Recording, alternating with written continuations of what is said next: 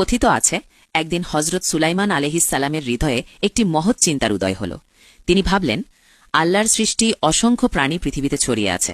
যদি আমি একদিন তাদের সবাইকে পেট ভরে খাবার খাওয়াতে পারতাম, তবে তা কত বড় এক ইবাদত হতো।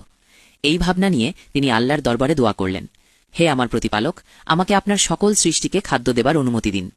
মহান আল্লাহ উত্তরে বললেন, হে সুলাইমান, তুমি তা করতে পারবে না। কিন্তু আল্লাহর নবী সুলাইমান আলাইহিসসালাম বিনীতভাবে আবার অনুরোধ করলেন। প্রথমে তিনি 1 বছরের অনুমতি চাইলেন, তারপর 7 দিনের জন্য। অবশেষে বললেন, হে আমার প্রতিপালক, অন্তত 1 দিনের জন্য আমাকে অনুমতি দিন। অবশেষে আল্লাহ তাআলা 1 দিনের জন্য অনুমতি দিলেন।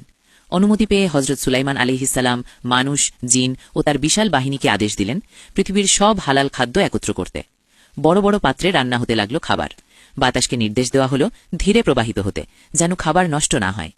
এত বিশাল দস্তরখান বিছানো হল যে তার এক প্রান্ত থেকে অন্য প্রান্তে যেতে হলে কয়েক মাস সময় লেগে যেত। এরপর আল্লাহ তাআলা বললেন, হে সুলাইমান, তুমি প্রথমে কাকে আহ্বান করবে? তিনি উত্তর দিলেন, হে আল্লাহ, আমি সমুদ্রের প্রাণীদের দিয়ে শুরু করতে চাই। তখন আল্লাহ তাআলা সমুদ্রের সবচেয়ে বৃহৎ মাছটিকে আদেশ দিলেন। মাছটি উঠে এসে খেতে শুরু করল। কিছুক্ষণের মধ্যেই সে সম্পূর্ণ দস্তরখান শেষ করে ফেলল। তারপর সে বলল, হে সুলাইমান, আমি এখনও পেট ভরে খাইনি, আমাকে আরও খাদ্য দিন। এই কথা শুনে হজরত সুলাইমান আলাইহিসসালাম বিস্ময়ে হতবাক হয়ে গেলেন। মাছটি বলল, আমি প্রতিদিন 3 বার খাই, আর আল্লাহ কখনো আমাকে ক্ষুধার্ত রাখেন না। কিন্তু আজ যখন আপনি আমার রিজিকের দায়িত্ব নিয়েছেন, তখনই আমি ক্ষুধা অনুভব করেছি। এই কথা শুনে হজরত সুলাইমান আলাইহিসসালাম সঙ্গে সঙ্গে সিজদায় লুটিয়ে পড়লেন এবং বললেন, পবিত্র তুমি, হে মহিমা ও সম্মানের অধিকারী, তুমিই একমাত্র রিজিকদাতা, তুমিই একমাত্র লালন পালনকারী। তিনি বুঝতে পারলেন, কোন সৃষ্টি কখনোই আল্লাহর রিজিকের দায়িত্ব নিতে পারে না। আসল রিজিকদাতা একমাত্র আল্লাহ তাআলা।